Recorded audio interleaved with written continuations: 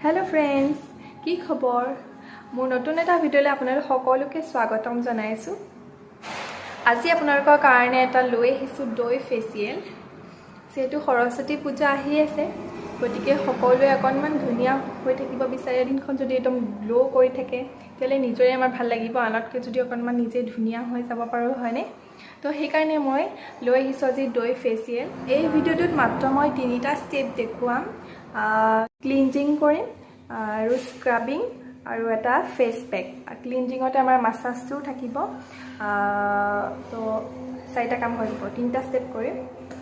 দৈ আমাৰ স্কিনৰ কাৰণে কিমান ভাল সেইটো মই ভিডিঅ'টোৰ মাজে মাজে কৈ যাম, সেয়েহে আপোনালোকে ভিডিঅ'টো স্কিপ নকৰাকৈ শেষলৈকে চাই যাব, তেতিয়া সকলোৱে গম পাব। আৰু দৈ আমাৰ স্কিন আৰু চুলিৰ বাবে কিমান ভাল মই নকলেও সকলোৱে জানে। আৰু এতিয়া লৈছোঁ মই ক্লিনজিঙৰ কাৰণে প্ৰায় এচামুচ মানৰ জোখত দৈ লৈছোঁ, আৰু এইখিনি দৈয়ে এতিয়া মই মুখখন ভালদৰে মাসাজ কৰিম। এনেদৰে যদি আমি মাসাজ কৰোঁ তেতিয়াহ'লে আমাৰ মুখত যি লেতেৰা ধূলি মাকতি লাগি আছে সেইখিনি আঁতৰি যাব। দৈত আছে লেক্টিক এচিড যিয়ে আমাৰ ছালৰ মৃত কোষখিনি নাইকিয়া কৰিব। ঘৰৰ দৈ হ'লে আৰু বেছি ভাল, কিয়নো কিনা দৈত কেতিয়াবা পাউডাৰ গাখীৰ মিক্স কৰা দেখা যায়। যদি আমি দৈ লগাওঁ আমাৰ স্কিনখন সতেজ হৈ থাকে আৰু লগতে ময়শ্চাৰাইজ হৈ থাকে। ইয়াৰ উপৰিও দৈ লগালে আমাৰ ছালখন উজ্জ্বল হয়। এনেদৰে আপোনালোকে মাসাজ কৰিলে আমাৰ ব্লাড সাৰ্কুলেশ্যন বৃদ্ধি পায়, অৰ্থাৎ তেজৰ চলাচল বৃদ্ধি হয়। আৰু সদায় আমি মাসাজ ওপৰলৈ কৰি পেলাই এনেকৈ মাসাজ কৰিব। আৰু মাসাজৰ ষ্টেপবিলাক নাজানিলে আপোনালোকে নৰ্মেলি যেনেকৈ আমি ক্ৰীম লগাওঁ তেনেকৈ লগাই ল'লে হ'ব। ঠাণ্ডা দিনত আমাৰ ছালখন বহুত বেছি শুকান হৈ পৰে, তেতিয়া আপোনালোকে দৈ ফেচ মাস্ক হিচাপে লগাব পাৰে। ভিডিঅ'টো চাই এটা লাইক কৰি দিব আৰু মোৰ চেনেলটো ছাবস্ক্ৰাইব কৰি দিব, তেতিয়াহে মই এটা নতুন ভিডিঅ' বনাবলৈ উৎসাহ পাওঁ। আৰু শ্বেয়াৰ কৰিব। এইখিনি মোৰ এতিয়া মাসাজ কৰা হৈ গৈছে।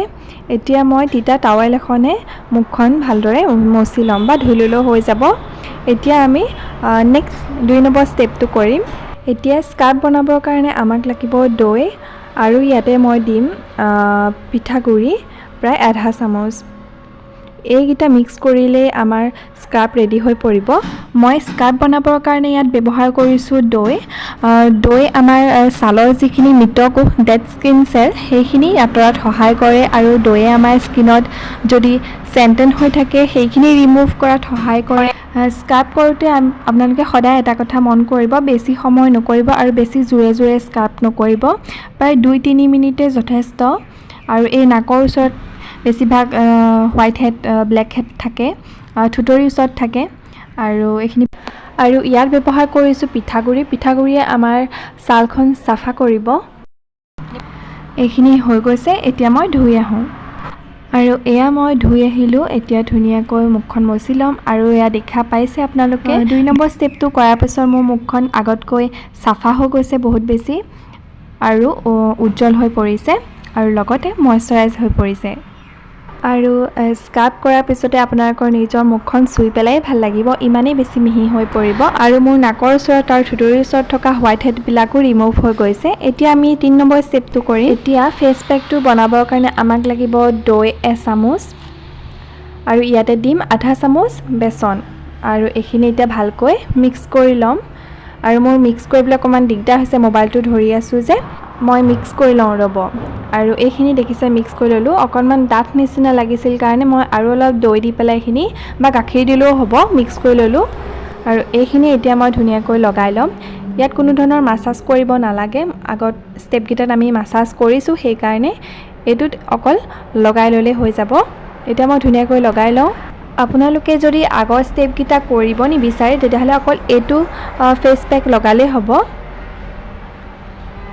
আৰু এই ফেচ পেকটো আপোনালোকে গোটেই বডিতে এপ্লাই কৰিব পাৰে, হাত ভৰি ডিঙি সকলোতে এপ্লাই কৰিব পাৰে। বেচনে আমাৰ স্কিনত থকা দাগবিলাক নাইকিয়া কৰিব, লগতে আমাৰ স্কিনখন চাফা কৰিব, আৰু লগতে আমাৰ ছালত পৰা বয়সৰ ছাপ কম বয়সতে যে বেছি বয়স হোৱা নিচিনা লাগে, মানে আমাৰ ছালত বয়সৰ ছাপ দূৰ কৰাত সহায় কৰে। এইখিনি মোৰ লগাই হৈ গ'ল, আৰু এতিয়া শুকাবৰ কাৰণে ৰাখি দিম। আপোনালোকে ইচ্ছা কৰিলে ডিঙি হাত ভৰি সকলোতে লগাব পাৰিব এই ফেচ পেকটো আৰু এতিয়া মই প্ৰায় 20 মিনিটমান সময় ৰাখিম 15-20 মিনিটমান সময় ৰাখিলে হ'ব তাৰপিছতে ধুই দিম